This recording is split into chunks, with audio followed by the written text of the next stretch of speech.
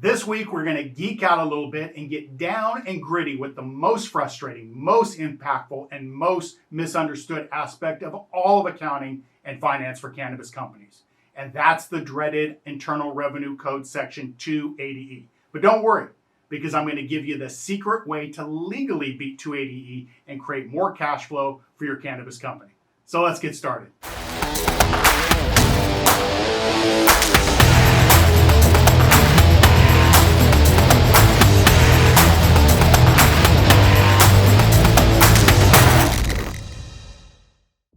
Hi folks, Chip Schweiger, the Green Leaf CPA, and I help everyday cannabis entrepreneurs build and grow exceptional businesses using the same growth tips that the big guys use. Welcome to Ask the Green Leaf CPA. In today's video, I'll reveal the only way to legally beat the dreaded Section 280E of the Internal Revenue Code. You know, that section that basically says cannabis companies, even state legal ones, pay higher taxes because you're taxed on gross profit rather than on net profits. Now, I'm always happy to help you check a fact, and I offer it all the time to folks in this industry because I've seen so much marginally shady advice and counsel being given to the cannabis CEO that I'm trying to set the record straight. Even if it's one person at a time, we've got to continue to grow this industry and this movement, and you can't do that with shady business practices. From combining cannabis and non-canna operations into one legal entity to setting up membership fees and then giving away weed. That won't work, by the way. There's a lot of bad information out there. Hey, before we really get started, if you're new to this channel, go ahead and hit that subscribe button and click the bell so that you'll always be the first to get my tips and tricks. Now, if you've been in this industry for any amount of time and have a business that touches the plant in any way, you likely already know about 280E. But if you're watching this video because you're thinking about getting into this industry as an operator, or maybe thinking about getting in as an investor in the cannabis space, let's start with the background on 280E. Now, since cannabis is classified as a Schedule I drug, in spite of the fact that the majority of states in this country have already voted to legalize cannabis in some form or fashion, all cannabis companies must comply with 280E. If you're in the business of harvesting or producing or manufacturing or selling cannabis in any way, shape, or form, your business is subject to 280E and not able to legally take most deductions. Here's what IRC 280E clearly states. No deduction or credit shall be allowed for any amount paid or incurred during the taxable year in carrying on any trade or business if such trade or business or the activities that compose such trade or business consists of trafficking in controlled substances within the meaning of Schedule I and Schedule II of the Controlled Substances Act, which is prohibited by federal law or the law of any state in which such trade or business is conducted. Now, naturally, cannabis investors, CEOs, and accounting professionals are going to try their hand at getting around 280E. But if you've been paying any attention at all, you know that this is a terrible idea for the simple fact that the tax courts are winning cases against cannabis companies left and right. We see it every day. Yes, the biggest is the Harborside case, but did you know that the average recovery to the government from a cannabis 280E audit is over $4,700 per hour spent on it? As a comparison, the average tax audit of a mainstream business for the recovery is closer to $600 an hour. So this is clearly a moneymaker for the IRS, and that's why it's such a focus area for them. Now let's pause for just a minute here. The IRS is not the enemy. I know it feels like it sometimes, but they are simply enforcing the laws that Congress makes. As it relates to 280E though, the IRS is very, very good at doing their job. And that's why people get so grumpy over it. But can you blame them? I get it. 280E is crippling. Having to pay state and federal taxes on 100% of your income without any legal deductions really cuts massively into the profits, and in some cases can make it hard to be competitive within the gray markets if the product is too expensive. So how can cannabis companies legally reduce their tax liability? How can you beat 280E? Well, the answer lies in Internal Revenue Code Section 471. And what makes reducing tax liability even more complex is that the rules vary from vertical to vertical and can make things even more complicated for companies that have several verticals integrated within their businesses. Now, IRC 471 gives an overview and applies to all cannabis companies. It states that the method used for inventory must clearly, quote, reflect the income. Also, it must conform to how you account for inventory in your financial statements, which is usually going to be GAAP and the lower of cost or market.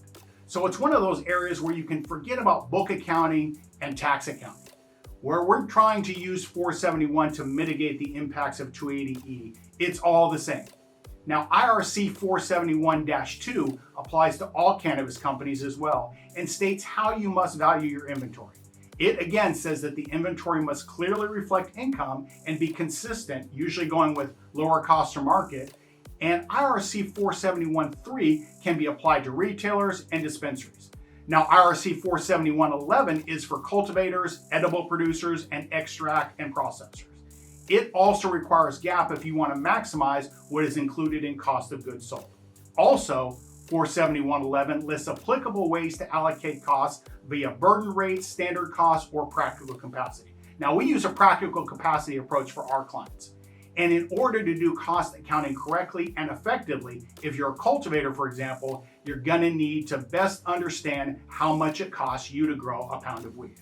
You'll need to know how to allocate the different costs to the various phases in the growth cycles, among other things. Now, to be able to do effective cost accounting, you'll need some very important tools. And if you plan to take advantage of the maximum tax benefit. For starters, a very good cannabis chart of accounts that is QuickBooks or Xero ready and specific for growing, processing, edibles, and retail operations. You'll also need an inventory template to accumulate your monthly and quarterly counts, the weights, the estimated yields, and the estimated percent complete, and finally, cost accounting templates to perform all of the calculations. Now, I'm not trying to scare you. Cannabis is a great industry to be in and some of the most fun you can have. But you've got to mind the business side of your company the same way you're looking after the rest of it. You're in a risky business. There is absolutely no reason to mess with or try to mess with 280E. So let's talk a bit about cost accounting and taxes for 280E.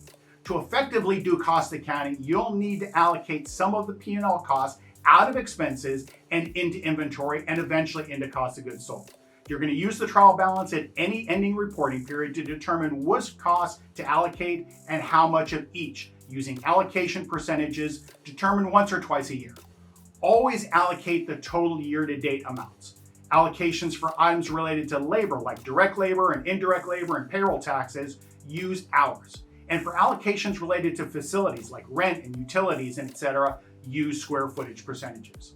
Next, determine the quantity of inventory and the quantity of sales at the reporting date to determine how much costs, per the groupings that you listed in 471, how much of those costs you're going to allocate to inventory and how much will eventually make its way to cost of goods sold. We then take the total allocated costs and make an adjusting journal entry considering opening inventory balances. Finally, you must consider inventory valuation, which for GAAP and usually for tax is the lower of cost or market. Now, here's where you're going to want to make sure that you do the following things. One, have a great chart of accounts tailored for cannabis cultivation or extraction or manufacturing. Two, have cost accounting templates in Excel that are tailored to do 471-11 and GAAP-based cost accounting correctly and easily each month.